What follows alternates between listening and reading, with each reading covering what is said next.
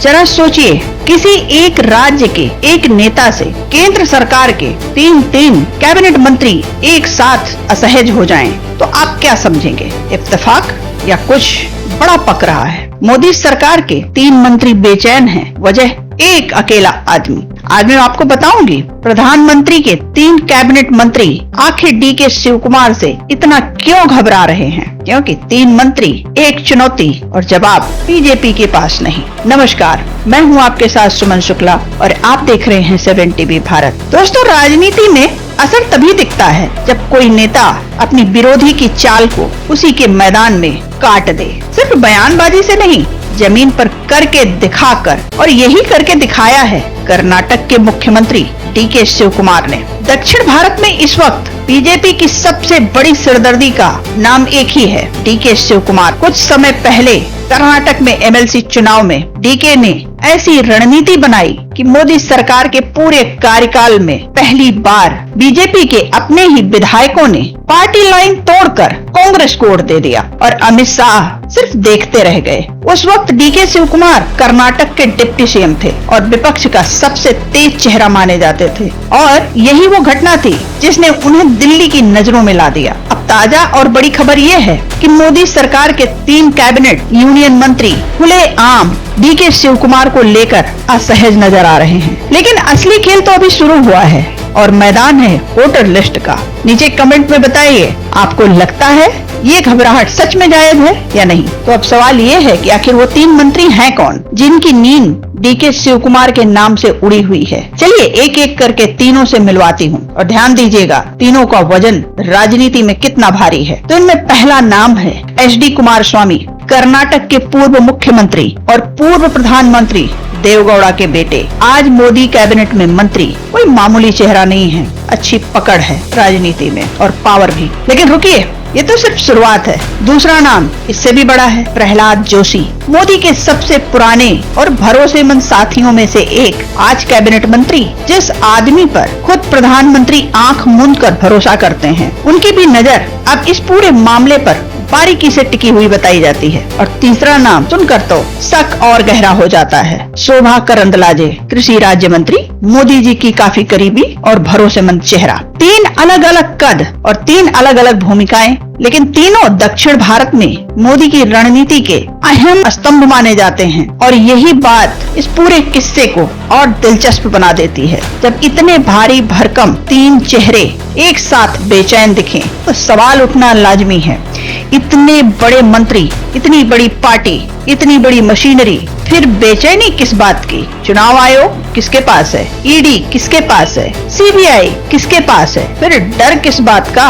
एक विपक्षी नेता से जवाब छुपा है वोटर लिस्ट वाली स्कीम में। ये टकराव उस दौर का है जब DK Shivakumar deputy CM थे और कर्नाटक में कांग्रेस का सबसे मुखर चेहरा माने जाते थे। जिस स्कीम को बिहार से लेके बंगाल तक और चुनाव आयुक्त ज्ञानेश कुमार की निगरानी में लागू किया गया, कर्नाटक में उस वक्त वही स्कीम अलग असर दिखा रही थी। एसआईआर शुरू हुआ, बड़ी तादाद में लोग शिविरों में जुटे, मंत्री का पत्र चुनाव आयोग को। शोभा करंदलाजे ने खुद बताया कि जब कर्नाटक में एसआईआर शुरू हुआ तो बिहार बंगाल जैसा नतीजा नहीं मिल रहा था। बड़ी तादाद में लोगों को मस्जिदों और सामुदायिक भवनों में इकट्ठा करके विशेष रिवीजन कैंप चलाए जा रहे थे। उनका आरोप था कि बीजेपी समर्थित वोटरों के नाम कट रहे हैं, जबकि कांग्रेस समर्थित वोटरों की संख्या बढ़ रही है। और उन्होंने चुनाव आयोग को इस बारे में औपचारिक पत्र भी लिखा था। अब दूसरा पक्ष भी सुन लीजिए। बीजेपी और चुनाव आयोग दोनों का आधिकारिक रुख हमेशा यही रहा है कि पूरी प्रक्रिया नियमों के तहत पारदर्शी तरीके से हो रही है, कोई एक तरफा गड़बड़ी नहीं है। लेकिन तर्क ये उठता है, अगर सब कुछ नियमों से हो रहा है तो खुद सत्ताधारी पार्टी की मंत्री अपने ही बनाए चुनाव आयोग को शिकायत पत्र क्यों लिख रही थी? तो फिर बात तो वही है, वही हथियार दूसरे के हाथ। और यहीं पर इस पूरे किस्से का सबसे दिलचस्प मोड़ आता है। जिस एसआईआर स्कीम को कांग्रेस और विपक्ष के कई नेता बिहार और बंगाल में भाजपा के फायदे के लिए डिजाइन किया गया औजार बताते रहे हैं और जिसकी निगरानी में मुख्य चुनाव आयुक्त ज्ञानेश कुमार का नाम बार बार आरोपों में घिरा रहा, वही औजार अब कर्नाटक में कांग्रेस के हाथ अलग तरह से काम करता दिख रहा है। यानी जो खेल कभी भाजपा के हाथ में खेला जाने का आरोप लगा, कर्नाटक में वही खेल उल्टा पड़ता दिखा। और यही वजह मानी जाती है कि भाजपा नेता उसी प्रक्रिया पर सवाल उठाने लगे हैं जो वो खुद बाकी राज्यों में सही ठहराते रहे हैं। असली विडंबना यही है, जिस हथियार से भाजपा ने बिहार बंगाल में बढ़त बनाई, अगर वही हथियार कर्नाटक में कांग्रेस के हाथ लग जाए तो घबराहट किसकी बनती है। उधर कुमारस्वामी की चिंता अलग बताई जाती थी। उन्हें आशंका थी जेडीएस के प्रभाव वाले इलाकों में भी ज्यादा हस्तक्षेप हो रहा है और उन्होंने खुलेआम प्रक्रिया में पूरी पारदर्शिता और समीक्षा की मांग की है। अब कहानी में एक नया मोड़ आता है। मई 2026 में सिद्धारमैया के मुख्यमंत्री पद छोड़ने के बाद जून 2026 में डीके शिवकुमार खुद कर्नाटक के मुख्यमंत्री बन गए। और दिलचस्प बात यह है कि सीएम बनने के बाद उन्होंने एसआईआर प्रक्रिया का विरोध करने के बजाय खुद आगे बढ़कर लोगों से इसमें हिस्सा लेने की अपील की। यहाँ तक कि इसे राज्य की वेलफेयर स्कीमों से भी जोड़ दिया, ये कहते हुए कि सिर्फ असली कर्नाटक वोटरों को ही राज्य की योजनाओं का फायदा मिलना चाहिए। यानी जो प्रक्रिया विपक्ष में रहते हुए चुनौती दी गई थी, मुख्यमंत्री बनने के बाद उसी प्रक्रिया को अपने तरीके से अपनी शर्तों पर चलाया जा रहा है। ये अपने आप में दिखाता है कि सत्ता में आने के बाद रणनीति कितनी तेजी से बदल सकती है। एक तरफ मंत्रियों की पुरानी बेचैनी, दूसरी तरफ अब सीएम के तौर पर एक नेता का बदला हुआ आत्मविश्वास, फर्क साफ नजर आता है। चलिए आगे बढ़ते हैं और समझते हैं दक्षिण की रणनीति का मास्टरमाइंड कौन है। अगर ये सिर्फ कर्नाटक की एक अकेली घटना होती तो शायद इतनी हलचल न मचती, लेकिन जरा डीके शिवकुमार का पूरा राजनीतिक नक्शा देखिए, कहानी वहीं से समझ आने लगती है। शुरुआत होती है कर्नाटक से, जहां उन्होंने खुद रणनीति बनाकर कांग्रेस को सत्ता दिलाई। लेकिन कहानी यही नहीं रुकती के बाद पड़ोसी राज्य तेलंगाना में मुख्यमंत्री रेवंत रेड्डी की मदद करते हुए वहां भी कांग्रेस की सरकार बनवा दी। और फिर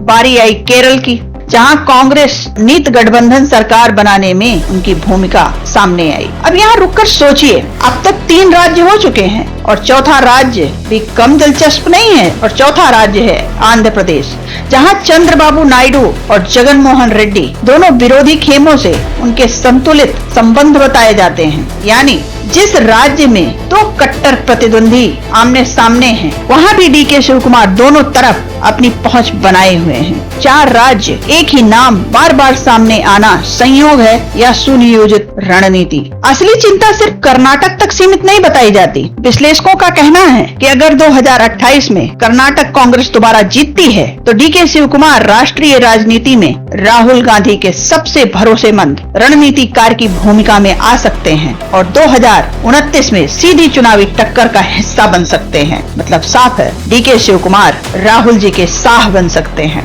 इसी वजह से कुछ विश्लेषक उन्हें दक्षिण भारत का प्रमुख रणनीतिकार चेहरा मानने लगे हैं। एक दिलचस्प तुलना ये भी की जाती है, कुछ राजनीतिक विश्लेषकों के मुताबिक डीके शिवकुमार आज कांग्रेस के लिए संगठन स्तर पर वैसी ही भूमिका निभा रहे हैं जैसे शुरुआती दौर में नरेंद्र मोदी ने गुजरात में भाजपा के लिए निभाई थी। बूथ स्तर के प्रबंधन से लेकर बड़े राजनीतिक समीकरण साधने तक उनकी पार्टी में उनकी निष्ठा की मिसाल दी जाती है। 2023 से 2026 तक जब मुख्यमंत्री पद की बारी को लेकर सिद्धारमैया के साथ लंबा इंतजार चला, तभी डीके शिवकुमार ने न पार्टी छोड़ी और न सार्वजनिक रूप से असंतोष जताया। आखिरकार मई 2026 में सिद्धारमैया के पद छोड़ने के बाद जून 2026 में डीके शिवकुमार खुद कर्नाटक के मुख्यमंत्री बने, जबकि इसके उलट उदाहरण मध्य प्रदेश में ज्योतिरादित्य सिंधिया के मामले में देखा गया था, जिन्होंने धैर्य खोकर पार्टी ही बदल ली थी। अगर 2028 में कर्नाटक कांग्रेस के पाले में आ जाता है तो विश्लेषकों के अनुसार 2029 में लोकसभा चुनाव में उत्तर प्रदेश और बिहार की लगभग 120 सीटों की रणनीतिक जिम्मेदारी भी डीके शिवकुमार को सौंपे जाने की चर्चा है। यानी मुकाबला सीधे राष्ट्रीय स्तर पर मोदी बनाम राहुल गांधी की शक्ल ले सकता है, जिसमें डीके एक अहम रणनीतिक भूमिका में होंगे। तो सवाल अब सिर्फ कर्नाटक तक सीमित नहीं रहा। असली सवाल ये है, क्या एक अकेला नेता जिस पर न चुनाव आयोग का साथ है, न ईडी सीबीआई जैसी एजेंसियों की मेहरबानी, सिर्फ अपने संगठनात्मक कौशल पर 2029 में मोदी सरकार के लिए सबसे बड़ी राजनीतिक चुनौती बनकर उभर सकता है? 3 मंत्री बेचैन हैं, एक नेता डटा हुआ है। फैसला 2028 में होगा, लेकिन असली मुकाबला अभी शुरू हुआ है। अगर आपको लगता है डीके शिवकुमार सच में दक्षिण भारत की सबसे बड़ी रणनीतिक ताकत हैं, तो कमेंट में अपनी राय साझा कीजिए और चैनल को सब्सक्राइब कर लीजिए। तो आज की ये खबर यहीं तक। मिलते हैं आपसे अगले वीडियो में। नमस्कार।